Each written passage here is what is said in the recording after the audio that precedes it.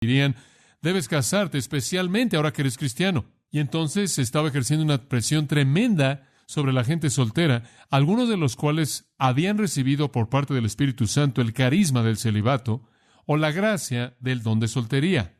Dios quería que fueran solteros, pero los judíos estaban presionándolos para que se casaran. Por otro lado, tenía una especie de actitud ascética que era algo que quedaba de la filosofía pagana, y algunos de los gentiles estaban entrando a la iglesia y diciendo el matrimonio no es lo correcto, la soltería es lo correcto, porque entonces puedes ser ascético, estar totalmente devoto a Dios y no tienes ninguno de los estorbos del matrimonio. Y lo que realmente deberías hacer si estás casado es divorciarte y salirte de tu matrimonio. E inclusive más allá de eso, especialmente si resulta que estás casado con un incrédulo, déjalo con toda certeza porque te va a contaminar y si tienes hijos vas a tener a hijos contaminados de raza mixta. Entonces estos eran los elementos confusos en la situación corintia con respecto al matrimonio. Y entonces algunos estaban diciendo todo mundo tiene que casarse, algunos estaban diciendo todo mundo tiene que volver a estar soltero para que estemos totalmente entregados a Dios. Y había un alto nivel de espiritualidad en la mente del judío conectado con el matrimonio y un alto nivel de espiritualidad en la mente del filósofo gentil conectado con ser soltero. Entonces Pablo tiene que hablar de estos asuntos. Y él escribe el 7º capítulo en respuesta a esa lucha misma. Algunos estaban desafiando el matrimonio y algunos estaban desafiando el derecho de ser solteros. Ahora ya hemos visto lo que Pablo tiene que decirle a los solteros, a los casados y a aquellos que están casados con incrédulos. Y ahora al ver el versículo 17, Pablo toma estas cosas en particular que él ha dicho y extrae de ellas un principio general. Y esto es muy interesante, es muy simple y es muy repetitivo, entonces estoy seguro de que usted se va a ir entendiendo el principio básico. Lo difícil va a ser en dónde lo aplica, y eso el Espíritu Santo va a tener que tratarlo con usted. Pero Pablo toma los asuntos particulares que él ha dado, y a partir de ellos hace una regla general en los versículos 17 al 24. Ahora, aquí está el principio general. Simplemente se lo voy a decir y después veremos cómo se desarrolla. Los cristianos no deben preocuparse por cambiar sus circunstancias externas. Los cristianos no deben preocuparse por cambiar sus circunstancias externas. Ahora, ese es el principio básico. La vida cristiana no es un asunto social. No es revolución social, es regeneración espiritual. No hay razón por la que alguien diga, ahora que eres cristiano debes dejar de ser soltero. Ahora que eres cristiano debes disolver tu matrimonio y ser célibe. Ahora que eres cristiano deshazte de ese cónyuge no salvo o te vas a contaminar. Ahora que eres cristiano y un esclavo, salte de esa esclavitud. El cristianismo no encaja con la esclavitud. Eres libre, dile a su amo que se vaya por ahí, tú te vas. Como puede ver, el cristianismo nunca fue diseñado para agitar las relaciones sociales. Y ese es el mensaje de Pablo. Y lo que estaba pasando en la iglesia corintia era esto. Estaban llegando y usando su cristianismo como una justificación para todo tipo de cambio social. Estaban deshaciéndose de sus esposos y sus esposas. La gente soltera estaba siendo forzada a casarse cuando tenían el don de celibato, el cual Dios les había concedido para propósitos excepcionales de ministerio. Los esclavos estaban quejándose bajo su posición de esclavitud y estaban diciendo, demando ser libre, después de todo somos iguales, uno en Cristo, Gálatas 3:28, no hay varón ni mujer, esclavo ni libre, sino que todos somos uno en Cristo. Y toda esta actitud reaccionaria social podría haber destruido el testimonio de la asamblea corintia. Simplemente la habría destruido. Porque si alguien comenzaba a ver el cristianismo como una revolución social, habrían extinguido la revolución y entonces habrían perdido la oportunidad de ser expuestos a la realidad del cristianismo, la cual es una vida transformada en una reforma social. Entonces lo que Pablo está diciendo es, no conviertan el cristianismo en algo social. Asegúrense de que todo mundo entienda que es una regeneración espiritual y puede existir en cualquier situación social. Ahora, ese es el contenido básico de estos versículos. No hay duda en mi mente, y ciertamente en la mente de alguien que estudia la Biblia, que el cristianismo debió haber tenido un efecto profundo en la sociedad. El hecho de los milagros y señales y maravillas, la enseñanza de la igualdad de los sexos y el esclavo y el libre, la preocupación tremenda con la segunda venida de Jesucristo, la idea del juicio venidero, la idea de la bendición eterna en el cielo, menosprecio hacia cualquier riqueza terrenal. Estas cosas eran factores que eran muy, muy difíciles de entender para el mundo, y estoy seguro de que tuvo un efecto profundo. Y en medio de este efecto, lo cual creo que en ese punto es legítimo, pudo haber tenido un efecto que iba más allá de eso que habría sido ilegítimo.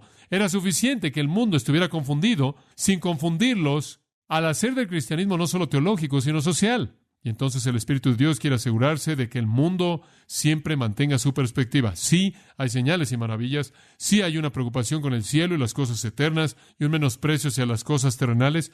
Sí, está la venida del Señor Jesús. Para el cristiano eso es bueno, para el no cristiano eso es malo. Sí, todas estas cosas son verdad, pero mantengámoslas al nivel espiritual y no hagamos del cristianismo una justificación para derrocar al gobierno. Porque cuando hacemos eso, entonces nos volvemos simplemente como cualquier otra revolución, y el aspecto distintivo se pierde. Ahora, Pablo quiere mostrar en este pasaje que ser un cristiano no significa que usted tiene que crear caos al sacudir a las instituciones en las que usted vive. El punto es este: una relación con Cristo es compatible con cualquier estatus social. Usted puede ser soltero, casado, viudo, divorciado. Usted puede ser un esclavo, un hombre libre. Usted puede ser un judío, puede ser un gentil, puede ser un hombre, puede ser una mujer. Puede vivir en cualquier tipo de sociedad, democracia o anarquía total, o puede vivir en una dictadura. Usted puede estar en cualquier lugar, desde Estados Unidos a Cuba, a China o cualquier lugar en el mundo, y el cristianismo es compatible con cualquier estatus social. ¿Por qué? Porque es interno, no externo. Y Pablo dice, Corintios, por favor, dejen que el mundo mantenga la perspectiva al no usar el cristianismo como una justificación para representar de manera equivocada la verdad. No importa lo que usted es, no importa lo que es la sociedad en términos de la identidad básica del cristianismo. El Evangelio no es un elemento inmediato que revoluciona o desorganiza la sociedad. Por ejemplo, si una esposa se convierte en cristiana, ¿qué debe ser ella? Una mejor esposa, ¿verdad? Si un marido se convierte en cristiano, ¿qué debe ser él? Un mejor marido. 1 Corintios 7 habla de esas dos cosas. Si usted tiene un amigo que se convierte en cristiano, ¿qué debe ser inmediatamente él para usted? Un mejor amigo. Si hay un esclavo que se convierte en cristiano, ¿qué debe ser él? Un mejor esclavo. Un amo se convierte en un cristiano, un mejor amo. Un ciudadano se convierte en un cristiano, ¿en qué se debe convertir él? En un mejor ciudadano, no en un reaccionario social. Ahora esto se presenta de manera repetida en el Nuevo Testamento. Ahora, no sé que yo sea malentendido, permítame añadir esta nota a pie de página. No estoy diciendo que el cristianismo no tiene nada que ver con el activismo social. Creo que la Biblia es muy clara acerca del hecho de que debemos satisfacer las necesidades de la gente. Debemos curar al herido, tenemos que alimentar al hambriento, tenemos que vestir al desnudo, tenemos que proveer casa para el que está solo y el que está desechado. La Biblia es muy clara en que debemos hacerle bien a todos los hombres, especialmente a aquellos que son de la familia de la fe. Hay una responsabilidad social que el cristianismo tiene, que los cristianos deben buscar justicia en una sociedad a través del medio que esa sociedad provea, que el cristianismo debe buscar lo correcto y lo honesto, y que el cristianismo debe hablar la verdad de Dios en contra de una sociedad injusta, no recta. Pero el corazón del cristianismo, con todas sus ramificaciones sociales profundas, todavía es este. Es una regeneración espiritual y personas transformadas espiritualmente que van a cambiar una sociedad no como dinamita, sino como levadura. No al volar la tapa de la sociedad, sino al esparcir el poder del cristianismo a través de las vidas transformadas de las personas dentro de esa sociedad. Y entonces yo lo diría de esta manera: el cristianismo interfiere indirectamente, no directamente, con las instituciones sociales. El cristianismo realmente ha sido la causa de gran cambio social en la historia, pero no al explotar en esa sociedad, sino al ser una influencia que leude esa sociedad. Eso significa penetrarla a nivel de su raíz. Pablo revela la verdad divina de que el cristianismo nunca debe convertirse en una situación social superficial. Siempre es compatible con cualquier circunstancia terrenal en cualquier sociedad. Eventualmente, conforme crece, las semillas de piedad y justicia y rectitud, etcétera, comenzarán a afectar a la sociedad en la que crece. Yo creo que, sea cual sea el lugar en el que una persona se encuentra en la sociedad, él puede ser un cristiano y él puede ser un buen cristiano. Pienso en Rusia. Algunas personas creen que será imposible ser un cristiano en Rusia. ¿Sabe usted que la iglesia cristiana en Rusia está creciendo a pasos agigantados? Le dije que en cuestión de semanas y meses, en la mayoría de los casos, vamos a estar transmitiendo en Rusia. Los mensajes que les estamos dando aquí a ustedes ahora están siendo traducidos en ruso, 1 y 2 de Pedro, y van a ser transmitidos en Rusia. Y se estima que los oyentes que están oyendo la palabra que está propagándose allá es entre 14 y 20 millones de personas. que están escuchando a una estación de radio cristiana, no sé cómo, 500,000 de watts están transmitiendo ahí. Es tan grande que el gobierno ruso no puede evitarlo o bloquearlo. Está fuera del país y no pueden comprar el equipo para aparentemente pararlo. Y Dios puede tener algo que ver con eso. Pero el punto es que hay personas que están oyendo la palabra y están diciendo, ¿sabes una cosa?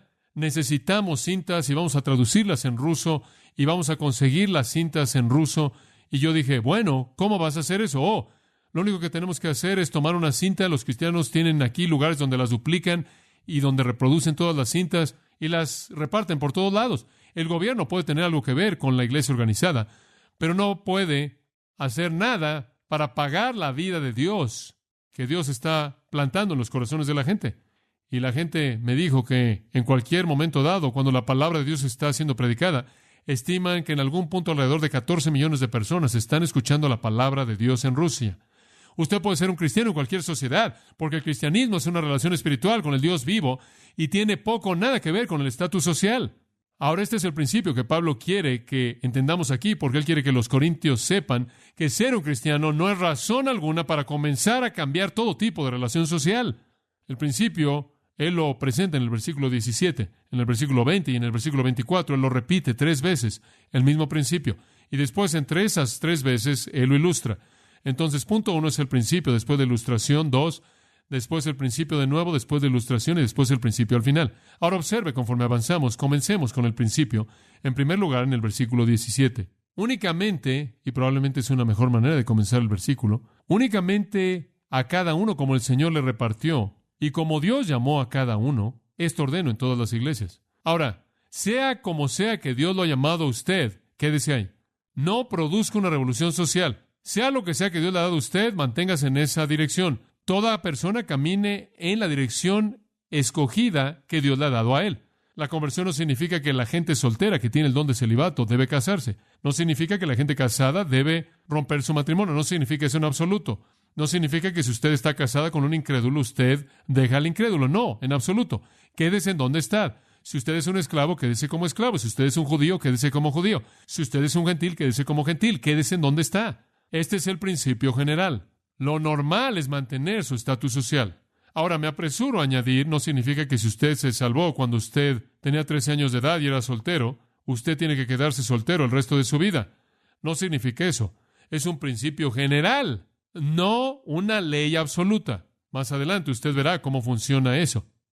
Inclusive, dijo en el capítulo 7, ¿se acuerda? Que si usted es casado, quédese casado. Pero después de una excepción, si un incrédulo quiere irse, deje que se vaya. Entonces hay un principio general que tiene excepciones. Aquí hay uno también. Dios dice, quédate como estás. Esa es la regla general. Ahora, si eres esclavo, quédate como esclavo, pero si la libertad viene, tómala. Simplemente no estés preocupado con ese problema. No debemos crear problemas sociales. ¿Por qué? Versículo 15, retroceda y recuerde este principio. Lo vimos la última vez. Al final del versículo 15, Dios nos ha llamado ¿a qué? ¿A qué nos llamó? A paz. Sea lo que sea que hacemos en el mundo, debe tener el efecto final de producir ¿qué? Paz. Ahora, dice usted, bueno, los cristianos en Rusia deberían haber derrocado a la sociedad rusa. ¿Por qué? ¿Qué justificación bíblica hay para otra revolución cristiana como la revolución bolchevique que trajo el comunismo? Pueden ser cristianos dentro de una sociedad comunista y cuando Dios se prepare para cambiar esa sociedad, las raíces del cristianismo esparciéndose a través de esa sociedad puede traer su caída. Pero si el cristianismo se convierte en un asunto social, ¿sabe usted lo que tiene usted? Tiene exactamente lo que está pasando en Irlanda. Y nadie entiende eso. Y el testimonio entero del cristianismo es totalmente destruido, ¿lo ve? Porque el cristianismo ahí no es nada más que un asunto social. Mejor que la iglesia leude la sociedad que tome las armas. Eso únicamente confunde el asunto. Dios nos ha llamado ¿a qué? A paz. Quédese donde está. Sea cual sea la situación en la que usted se encuentre, quédese ahí. Bienaventurados los pacificadores, dijo Jesús. En Romanos 12:18 dice, si es posible, en lo que dependa de vosotros, estad en paz con todos los hombres. En Romanos 14:19, entonces busquemos la paz que contribuyen a la paz. En 2 Corintios 13:11, vivid en paz y el Dios de amor y paz estará con vosotros. Hebreos 12:14, buscad la paz con todos los hombres. En Santiago, pero la sabiduría que es de lo alto es primeramente pura, después pacífica, gentil, amable, llena de misericordia y buenos frutos, sin parcialidad y sin hipocresía. Si usted está ejemplificando y comunicando la sabiduría de arriba, sabiduría divina, es en primer lugar pura y después pacífica, y el fruto de justicia se siembra en paz. Si usted realmente va a traer justicia al mundo, va a ser sembrada. ¿Por qué? Paz. Paz por aquellos que hacen la paz. En 2 Timoteo capítulo 2, Pablo le dice a Timoteo, ahora Timoteo, sé un hombre pacífico. Mantén esa postura pacífica. Y hay una razón para eso. Él dice esto, que con mansedumbre instruya a los que se oponen, por si quizá Dios les conceda que se arrepientan para conocer la verdad y que escapen del lazo del diablo. En otras palabras, Timoteo, si eres pacífico y paciente y gentil, Dios va a usar eso para traer a la gente al conocimiento de la verdad y liberarlos de Satanás. La manera de evangelizar al mundo no es mediante revolución social, sino mediante regeneración espiritual. Entonces él está diciendo, si ustedes parten todas las instituciones sociales por la mitad y crean caos, no van a ayudar a la causa en absoluto. Ahora observe el versículo 17 para algunos puntos particulares. Pero cada uno como el Señor le repartió. El verbo griego para repartió significa repartir a uno su parte de algo. Si eres un esclavo, ¿quién te dio esa posición? ¿Quién? Es el Señor. Si eres una esposa, ¿quién te dio esa posición? Es el Señor. Marido, persona soltera, sea lo que sea, recuerda esto, sea lo que el Señor te haya dado, sea la manera en la que Dios te ha llamado, continúa caminando así. Si eres un esclavo, ¿sabías que Dios te colocó en esa posición antes de que te salvara y Él te salvó en esa posición para usarte en esa posición? Si eres soltero, Dios te tenía soltero antes de que te salvara. Si eres casado, Dios te dio esa situación de matrimonio y te salvó en ella para usarte en ella. Dios sabía eso. Dios te salvó en cierta situación. Por ahora, quédate en esa situación. Casado, no casado, matrimonio mixto, circunciso, circuncidado, esclavo, libre, lo que sea. Tu estatus de vida es dado por el Señor. Ahora, eso es algo interesante que entender. El tipo de trabajo que tienes y el tipo de estado civil que tienes está relacionado con el plan de Dios, inclusive antes de que te salvara. Y cuando el Señor te redimió en eso, Él te redimió en eso para usarte en eso, por lo menos por el momento. Que no te falte el contentamiento. No digas, oh, ahora que soy cristiano, ya no puedo hacer esto. Ahora, no estoy hablando, no sé, si estás a cargo de un negocio de prostitutas o vendes whisky de manera ilegal o algo así. Eso es algo diferente, porque eso es ilegal, inmoral. Pero cuando estamos hablando de cosas que simplemente son cosas de relaciones sociales que no tienen valor moral, Dios no espera que de pronto, ya que eres cristiano, te salgas de todo. Dios te tiene ahí por una razón. Él te tuvo ahí antes, inclusive de que te salvara, te salvó mientras que estabas ahí, y entonces es simple, quédate así. Sea cual sea la situación social en la que estás, Dios puede llevar a cabo su obra y el cristianismo puede ser compatible con eso. Entonces quédate en donde estás. No hagamos del cristianismo el problema de toda la sociedad. Mostremos a la gente en el mundo, dice Pablo, que el cristianismo le da solidaridad a la sociedad, que le da solidaridad a la vida, y no que es caótico. No queremos que las mujeres dejen a sus maridos, que son incrédulos, para que encuentren a maridos cristianos amables simplemente porque ahora son cristianas y creen que ahora no pueden vivir con un hombre no salvo. No, quédese así. Ahora, después de afirmar el principio, él lo ilustra. Ahora observe los versículos 18 y 19. Esta es una ilustración fascinante, créame. Cuando leí por primera vez esto, realmente no lo entendí. ¿Fue llamado alguno siendo circunciso? ¿Alguno de ustedes, la palabra llamado significa salvo? ¿Algunos de ustedes fueron salvos mientras que eran circuncisos? Ahora una persona circuncisa es ¿un qué? Un judío. Muy bien. ¿Algunos de ustedes fueron salvos cuando eran judíos? Bueno, claro, muchos de ellos. Entonces, ¿qué? Quédese circunciso. Dice usted, bueno, no hay mucho que pueda hacer para salirse de eso. Digo, eso es lo primero que dije cuando lo leí por primera vez. Bueno, eso es muy amable. No te atrevas a dejar de ser circunciso. Oh, no te preocupes, no lo voy a hacer, no. Parece un poco irrelevante. ¿Sabe una cosa? Investigué esto un poco, porque pensé, si está en la Biblia, tiene que tener un significado. Y aunque se oye como ser un poco difícil, ¿sabe usted que hubo un periodo en la historia de Israel entre el término del Antiguo Testamento, Esdras y Nehemías, y la apertura del Nuevo, la llegada de Juan el Bautista? Hubo un periodo de 400 años. Durante ese periodo, los griegos gobernaron en Israel. Y hubo un hombre ahí llamado Antíoco que gobernó. Hubo una reacción interesante a su gobierno. Algunas personas se rebelaron contra él, los macabeos, Judas Macabeo y sus hijos, quienes eran judíos, y muy celosos y patriotas y nacionalistas, comenzaron la revolución macabea. Se rebelaron en contra de Antíoco. Por otro lado, habían algunos judíos que querían seguir el sistema griego porque querían ganar favor y prestigio social y estatus social. La historia de Judas Macabeo y su revolución está contenida en 3 libros, primero, segundo y tercero de Macabeos. Ahora, esos 3 libros aparecen en los libros apócrifos, la cual es la parte no bíblica de la Biblia católica. Por ejemplo, algunos de ustedes quizás conocen esa parte de en medio que tiene Esdras, Bel y el dragón, y todo está ahí. Bueno, primero y segundo y tercero de Macabeos cuentan la historia de esa revolución macabea durante esos años intertestamentarios. No son libros bíblicos, pero tienen historia interesante en ellos. Y nos dice en el primer capítulo de primero de Macabeos, de alrededor del versículo 11 al 16, que habían judíos renegados que querían identificarse con los griegos. Y entonces, de hecho, pasaron por una operación quirúrgica para tratar de quitarse las cicatrices de la circuncisión, para que pudieran ir al gimnasio, dice Josefo, y parecer como si no estuvieran circuncidados.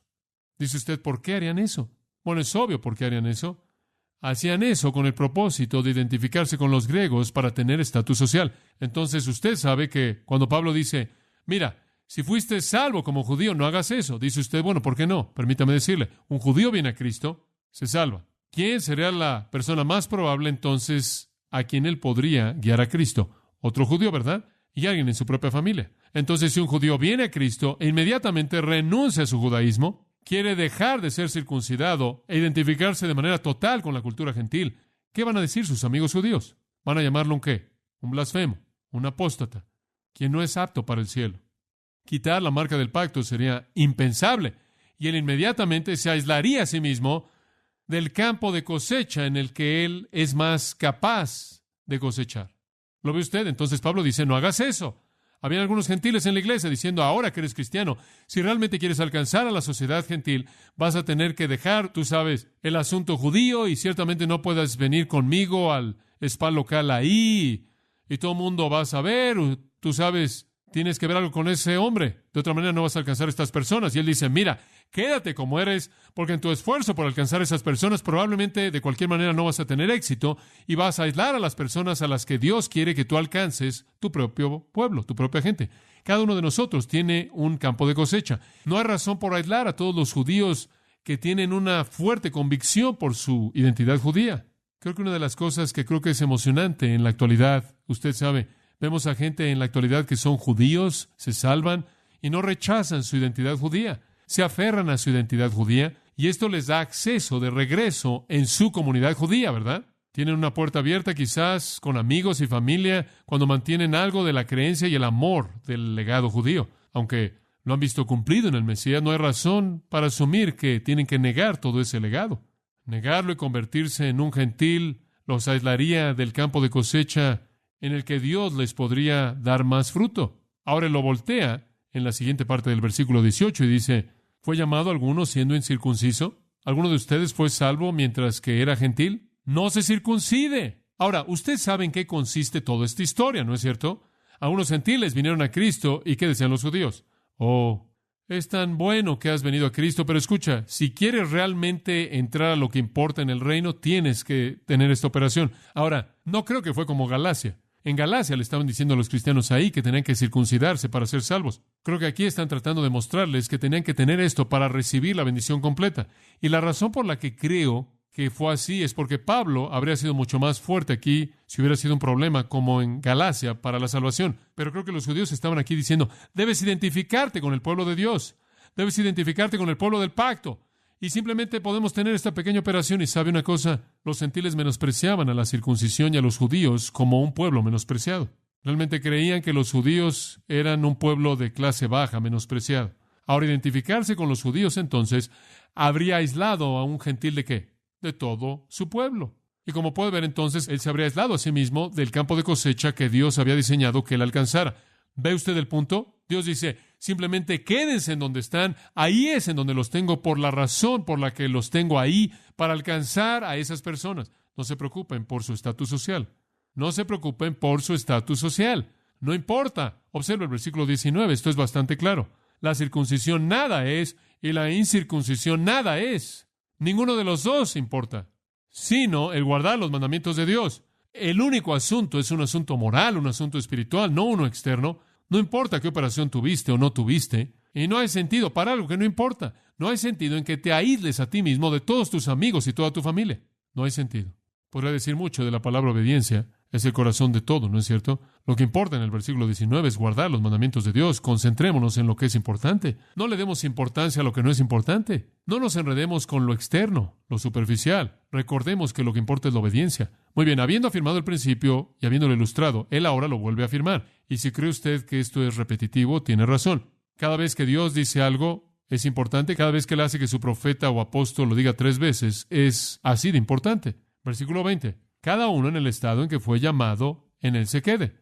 Que todo hombre se quede en la misma situación en la que estuvo cuando fue salvo. Eso es precisamente lo que él está diciendo. Concéntrate en lo espiritual. Enfatiza el cristianismo, no las circunstancias sociales. Los cristianos necesitan estar preocupados con cosas espirituales. Como usted sabe, vivimos en una democracia y es emocionante, pero yo dudo que hay cristianos que son igualmente maduros como somos, que están igualmente entregados a Jesucristo y que puedan tener mucho más recompensa que nosotros viviendo en países en donde hay opresión total, porque el cristianismo es compatible con cualquier situación social. Y la preocupación de Pablo aquí es que los cristianos se den cuenta de que el asunto primordial es ser un cristiano, no las circunstancias externas que son relativas o totalmente no importantes. Nunca deje que las cosas externas se conviertan en algo de importancia seria. ¿Estás diciendo que esto significa que no puedes tener progreso alguno? No, él no está diciendo eso.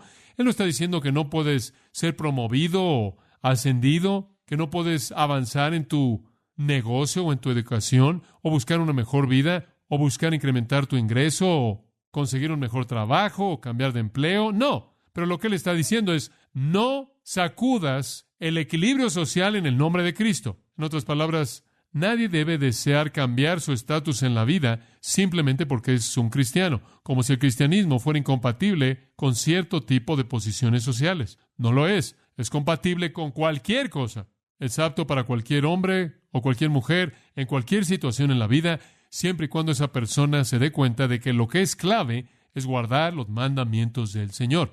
La obediencia es posible en cualquier situación. Ahora usted podría pagar un precio más elevado por la obediencia en algunos lugares que en otros, pero es posible. Como puede ver, cuando el Señor lo salvó a usted, Él no lo salvó a usted para cambiar su estatus terrenal. Él lo salvó a usted para cambiar su alma, su destino eterno.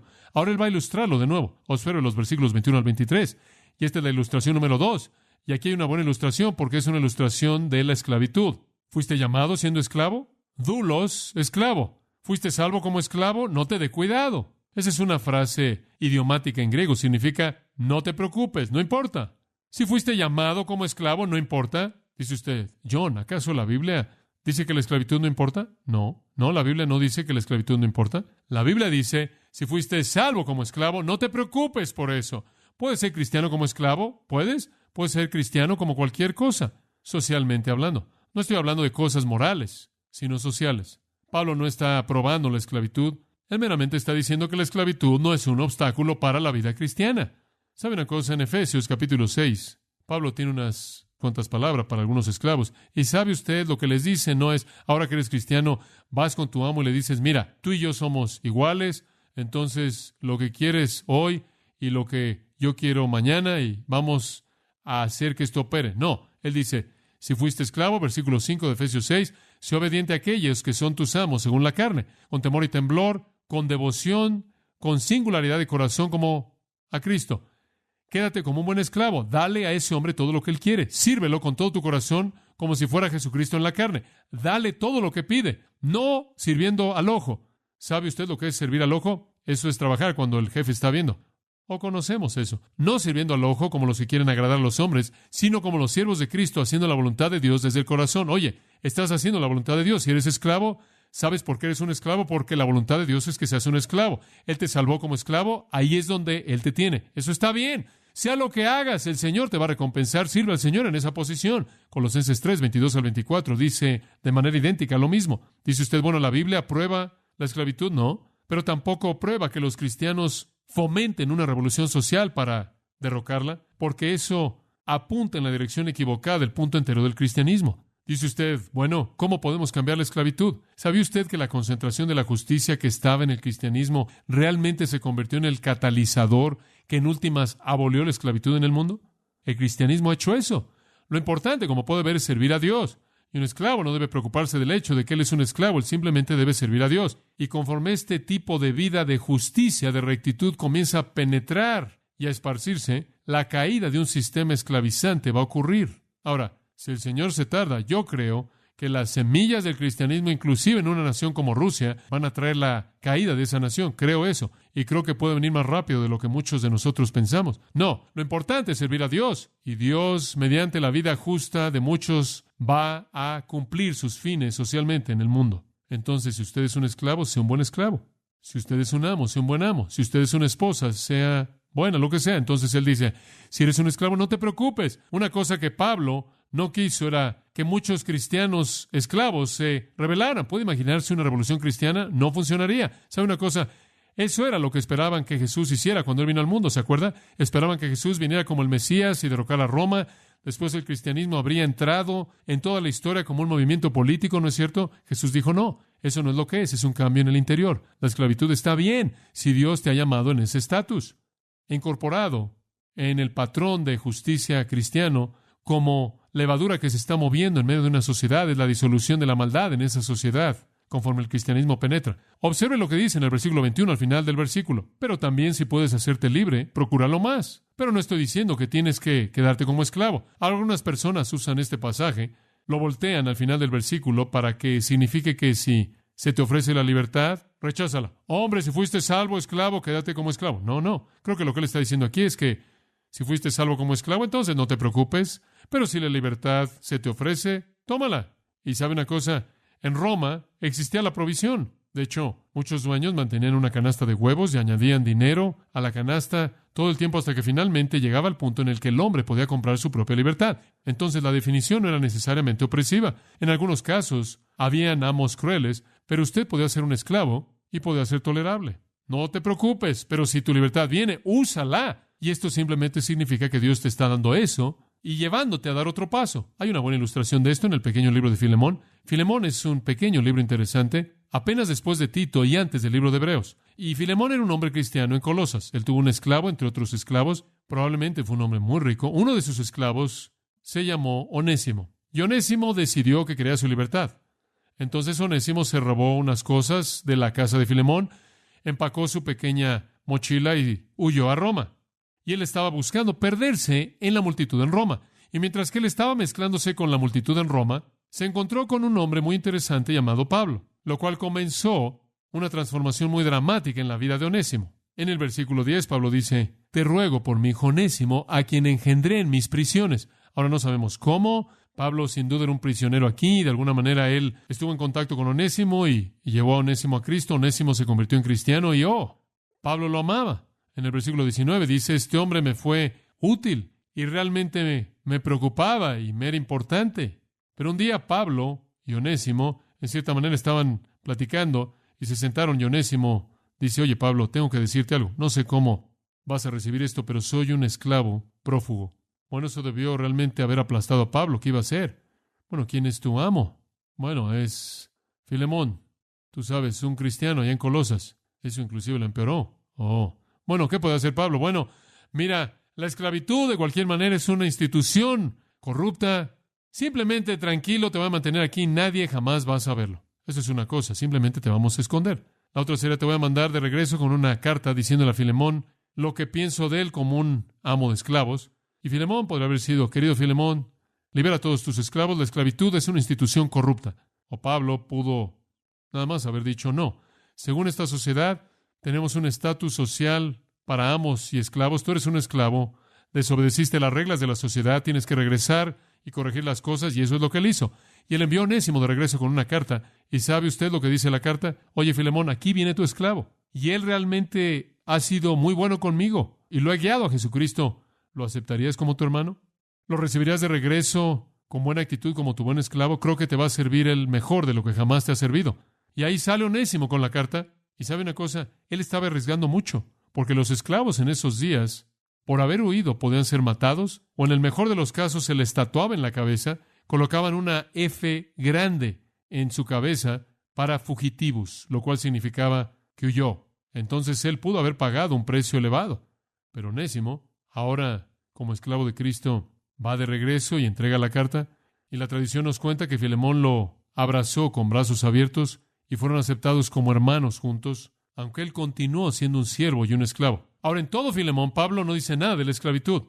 Él no la condena, no le dice a Filemón que libere a Onésimo, él simplemente acepta el estatus social en el que estaba Onésimo y sabía que podía regresar y ser un esclavo y no tendría efecto alguno en su vida cristiana. Ahora, algunas personas han criticado a Pablo por no atacar el sistema de la esclavitud, pero el punto es este: si el cristianismo hubiera animado el término de la esclavitud, entonces el cristianismo habría sido visto como una revolución política y los cristianos habrían sido matados en una revolución. Y yo añadiría otra cosa: si los cristianos esclavos hubieran comenzado a sacudir a la sociedad, entonces el asunto primordial habría sido perdido. El asunto de la fe en Jesucristo. Ahora, usted sabe lo que ha pasado en Estados Unidos. Cada vez que el cristianismo, entre comillas, se apega a un movimiento social, el mensaje del cristianismo se pierde de manera total. Dada la fe cristiana, la emancipación sucede, pero el tiempo no era el correcto. Entonces Pablo dice, no te preocupes con tu condición terrenal, no te preocupes con una situación que es superficial, lo que importa es interno. Ahora veamos el versículo 22. Y aquí él presenta una paradoja muy interesante que realmente no se entiende de manera total si usted la empuja, pero de manera simple es muy clara. Porque el que en el Señor fue llamado siendo esclavo, liberto es del Señor. Porque el que en el Señor fue llamado siendo esclavo, liberto es del Señor. ¿Entiende usted eso? Digo, ¿qué importa si usted es un esclavo humano o un esclavo físico? Si usted es liberado del pecado, liberado de Satanás, liberado del infierno, liberado de la maldición de la ley. Digo, ¿qué importa si usted tiene que servir a alguien más? Digo, usted realmente es el hombre de Dios que ha sido liberado. Y por otro lado, dice él, asimismo, el que fue llamado siendo libre, en otras palabras, alguien que se salva mientras que es un hombre libre, se convierte en esclavo de Cristo. Todo lo que le está diciendo simplemente es, quizás eres un esclavo físicamente, pero eres un hombre libre espiritualmente, y puedes ser un hombre libre físicamente, pero eres un esclavo espiritualmente. En otras palabras, él en cierta manera muestra el hecho de que nada realmente importa a nivel superficial. No importa si eres libre o esclavo físicamente, únicamente importa que eres tanto esclavo espiritualmente como libre en la paradoja del cristianismo. ¿Entiende usted esa paradoja? Que como cristiano usted es el siervo de Jesucristo. Sin embargo, como cristiano usted está libre de la ley, del pecado, de Satanás, del infierno, de la maldición. ¿Entiende usted esa paradoja? Eso es lo que le está diciendo. Cristo te ha liberado de manera total para que seas su siervo. No te preocupes por la situación superficial en la que estás. Ahora, él da un paso más hacia adelante en el versículo 23. Él dice, por precio fuisteis comprados. No os hagáis esclavos de los hombres. Nunca jamás te consideres a ti mismo esclavo. Quizás puedes ser un esclavo físico, pero no andes por todos lados diciendo, oh, tengo que deshacerme de la esclavitud de mi vida. Puedes ser un esclavo físico, pero no andes por todos lados diciendo, oh, me tengo que deshacer de las cadenas de mi esclavitud. Escucha, realmente no eres un esclavo de los hombres. Si resultas ser un esclavo cristiano, eres un esclavo cristiano porque Dios te tiene ahí y Él te compró con un precio y eres su esclavo, su siervo. Y eso es lo que le leía a usted antes en Efesios 6, que cuando usted sirve a su amo, hágalo de corazón como para ¿quién? Para el Señor. Usted realmente está sirviendo a Dios. Usted debería obedecer a su jefe como si fuera Jesucristo encarnado. Ese es su punto. Si soy un esclavo, mi servicio es para Dios. Si soy libre, mi servicio es para Dios. No importa. Él me compró por un precio. ¿Cuál fue el precio? 1 Pedro 1, 18 y 19. Nos dice que el precio fue la sangre preciada de Jesucristo, como de un cordero sin mancha. Usted realmente es el siervo de Dios. No se preocupe por lo externo. Él repite el principio en el versículo 24. Cada uno, hermanos, en el estado en que fue llamado, así permanezca para con Dios. Sea como sea que usted ha sido llamado, sea como sea que usted ha sido apartado, sea cual sea el estatus en la vida que le ha sido dado a usted por la soberanía de Dios, manténgalo, aférrese a Él. Dios lo tiene ahí a usted por una razón. Y la conversión no es una señal para que un hombre deje su ocupación, para que un hombre deje a su esposa, para que un hombre de manera automática entre en pánico y quiera casarse. No. Toda la vida es de Dios, todos somos sus siervos, nos coloca a todos en posiciones diferentes y debemos servirle en esas posiciones. Concentrémonos en el servicio espiritual, concentrémonos en la obediencia y deje que el asunto social se encargue de sí mismo. Conforme la levadura de la justicia permea una sociedad, que va a producir un cambio. Entonces Pablo le dice a los corintios, no hagan que su cristianismo sea la causa de odio del mundo. Si el mundo va a rechazar, asegúrense.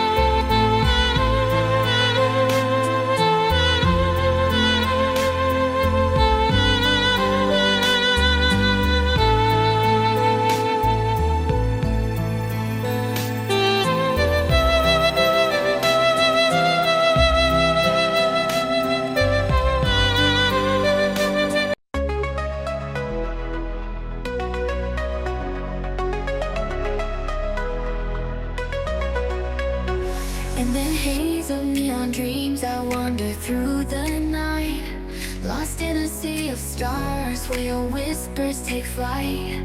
Electrified emotions, they dance around my heart in this digital garden where we never have to part. Shadows blend with colors as the beat sets me free. Every note a memory, every rhythm you and me. Echoes of you in the synth waves, feel you near in the pulsing haze. It is such a world where we collide. You lost the rhythm in my mind. With the glow of city lights, our shadows intertwine in this kaleidoscope of love where the past and future align. With every step I take, I feel your presence strong, and this digital symphony where our hearts belong. Shadows blend with colors as the beat sets me free. Every note a memory, every rhythm you and me. Echoes of you in synth waves, feel you near in the pulsing haze. It is such a world where we collide. You lost the rhythm in my mind. And in silence between the beats I find your voice. In the flicker of the lights I see your choice. Together in this dream we'll never fade. In the echoes of our love will always stay.